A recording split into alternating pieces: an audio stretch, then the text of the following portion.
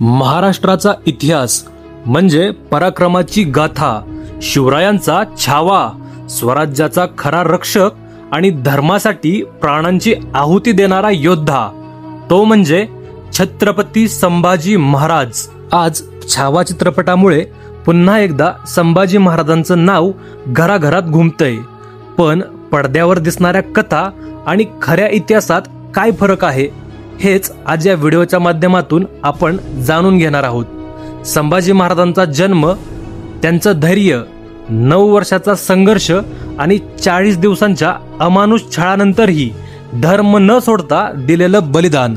मित्रांनो, व्हिडिओ शेवटपर्यंत बघा, कारण ही आहे वीर संभाजींची खरी गाथा, जी प्रत्येक मराठी मनाला ऊर्जा देणारी आहे। संभाजी महाराजांचा जन्म 14 मे 1657 रोजी पुरंदर किल्ल्यावर झाला। ते छत्रपती शिवाजी महाराज आणि सईबाईंचे ज्येष्ठ पुत्र होते। लहान वयातच त्यांची बुद्धिमत्ता आणि पराक्रम दिसू लागला। संभाजी महाराज संस्कृत, फारसी अशा अनेक भाषा उत्तम जाणून होते। वयाच्या 17व्या वर्षी त्यांनी बुद्धिभूषण नावाचा ग्रंथ लिहिला।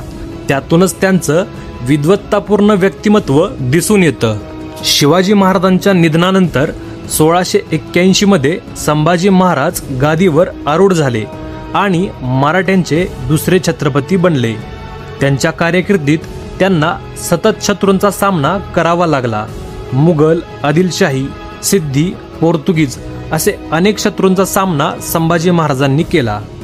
औरंगजेबाने संपूर्ण दक्षिण जिंकण्यासाठी मुघल सैन्य घेऊन दख्खनमध्ये मोर्चा काढला, पण संभाजी महाराजांनी तब्बल 9 वर्ष शूरपणे संघर्ष केला। या काळात त्यांनी अनेक किल्ले जिंकले आणि मुघल सैन्याला मोठे धक्के दिले। संभाजी महाराज हे फक्त योद्धेच नव्हते, तर धर्मरक्षक होते।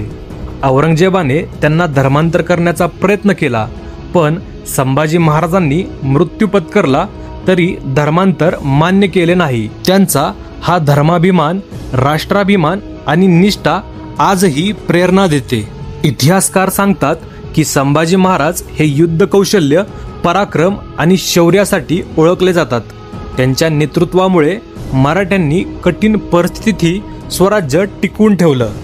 1689 मध्ये गुप्तहेरांच्या फितुरीमुळे संभाजी महाराज मुघलांच्या ताब्यात गेले।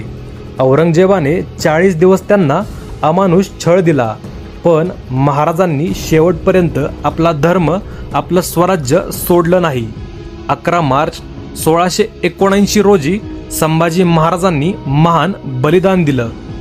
इतिहासात असा राजा दुर्मिळ आहे, जो मृत्यूला समोर जाताना सुद्धा अभिमानाने आपल्या संस्कृतीचा जयघोष करतो। मित्रांनो, संभाजी महाराजांचा इतिहास हा फक्त एका राजाचा इतिहास नाही, तर तो मराठ्यांच्या स्वाभिमानाचा इतिहास आहे। त्यांच्या बलिदानामुळे स्वराज्य टिकून राहिलं आणि पुढे मराठ्यांनी संपूर्ण हिंदुस्थानावर पताका फडकावली। चला, आपण सगळे मिळून या वीर छत्रपतीला अभिवादन करू। जय भवानी, जय शिवाजी, जय संभाजी।